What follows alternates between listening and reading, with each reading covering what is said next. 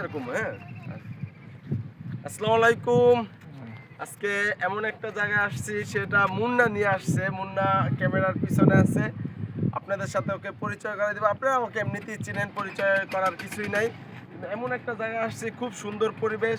এবং আমি বেশিরভাগ মানে যেখানে সবজি ফসল এগুলো হয় এগুলিতে যেতে পছন্দ করি, দেখতেও ভালো লাগে। দেখো টমেটো গাছ, একটু দেখাও মুন্না। আবার এই যে নদীটা কি অন্য অন্য কান্ট্রিতে দেখি বা গ্রাম অঞ্চলে দেখি, নদী দেখলে মনটা ভরে যায়, কিন্তু আমাদের আশুলিয়ার যে নদীটা, আমাদের এখানে আসলে ভালো লাগে, বাতাস, সুন্দর পরিবেশ। কিন্তু এই পানিটা যদি একটু স্বচ্ছ থাকতো তাহলে আমাদের কাছে আরও ভালো লাগতো। তো প্রশাসনের কাছে একটা অনুরোধ, আমাদের এই আশুলিয়া তুরাগ নদী কি বলে, এই তুরাগ নদীর দিকে একটু খেয়াল করবেন, আমাদের পানিটা জানি স্বচ্ছ পাই এবং দূষিত না হয়, এদিকে আপনারা লক্ষ্য করবেন। চলুন আমরা সামনের দিকে যাই। বট গাছ এবং আরও কিছু জিনিস আমরা ফেলে রেখেছি, পুরাতন নিদর্শন যে বাড়িগুলো, ওইগুলো আপনাদের দেখাবো। চলুন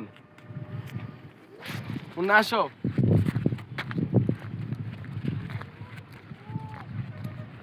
ও, আরেকটা খবর হচ্ছে, আমরা এই আমাদের বন্ধু রিফাতকে আনতে যাব, এজন্য আমরা এত দূর আসা। পুরা ক্ষেত্রে দেখাও না, পিছনের ক্যামেরা দিয়ে তুই তোর পরে নেবেন। তোর দিকে যাইতে পারবো। হ্যাঁ হ্যাঁ, হে বন্ধ কে? হ্যাঁ, পানি উঠে গেছে। পানি দাঁড়া, বাউ করুম নি।